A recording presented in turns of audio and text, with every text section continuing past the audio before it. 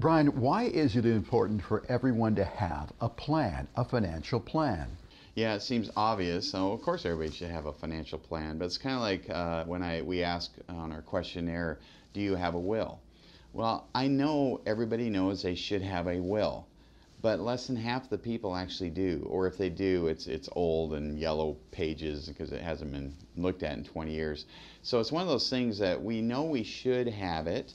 It makes sense. We could probably make better decisions in our lifetime if we had an updated and accurate financial plan, but a lot of people don't have it. So I wanted to talk about the obvious in this video. The obvious is, well, yeah, it's better to have a plan than not have a plan, of course.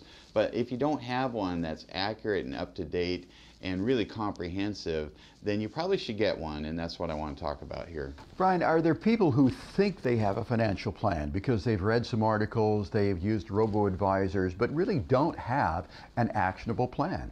Oh yeah, they might have a financial statement, or they know how much their net worth is. That's not really a plan. That doesn't take into account cash flow and taxes and security and liquidity and growth and so forth. It's just, this is a snapshot. It's more like a Polaroid picture of where they're at. That's not a plan. So the plan I'm talking about is something that would take you out till however long you may live, 90 years old. You know, it could be a 20, 30, 40, 50-year plan that we're talking about here. Understanding things will change. Now, I have seen plans where they say, well, I had a plan done, here's what it looks like, and you know, I've seen the assumption that their assets are going to grow net of fees at 8% a year. And everybody looks rich when they die when they have one of those plans done. So I would also make sure, don't just have a plan, have an accurate plan with conservative estimates that you'll probably beat, but you know, don't bake them into the original plan. Brian, when you do a plan, do those plans change over time? Because obviously you're not the same person, or maybe have the same goals at 65 as opposed to 70, 75. Yeah, they change for that reason, but another reason they change is we've had a great stock market. We've had a great real estate market.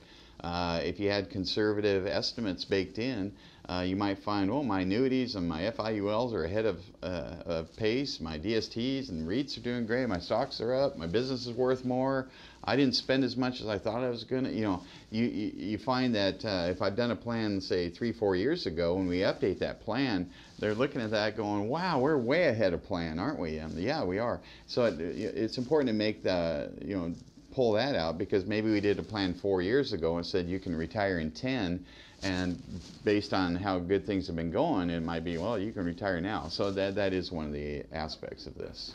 So the plan really is trying to hit a moving target, because as you age, your needs, desires, I mean, all those are different, right? Yeah, and you know, numbers change too. So I tell people, here's a plan. We have spent a lot of time getting all the assumptions ironed out that we can, but tomorrow this is going to be wrong.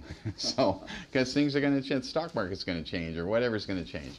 And so, but it's our best guess, it's our best estimate, and the more work we put into that, the better your finances are going to be. It's real basic stuff.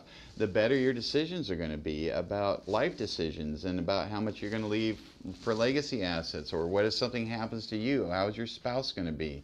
What if something doesn't happen? What if you're both healthy for a long time? How does that look out? So we tend to have people live on our plans longer than they may, and just in case.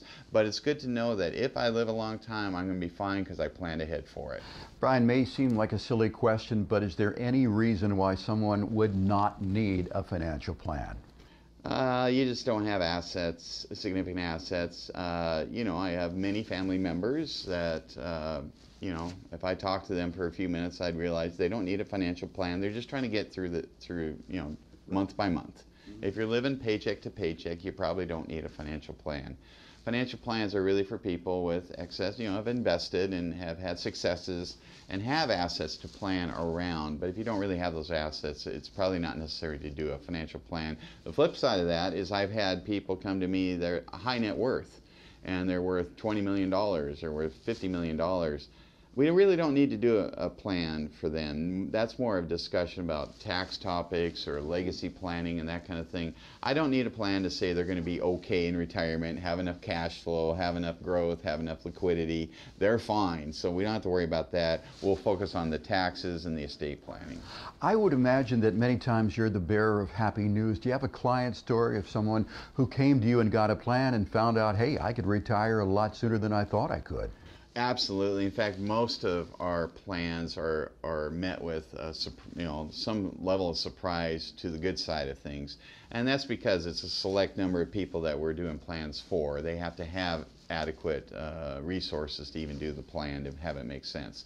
But I've had multiple meetings, I can think of many in my head right now, where I've talked to somebody and say, well, I'm going to have to work till I'm 70. And I'll say, well, why is that?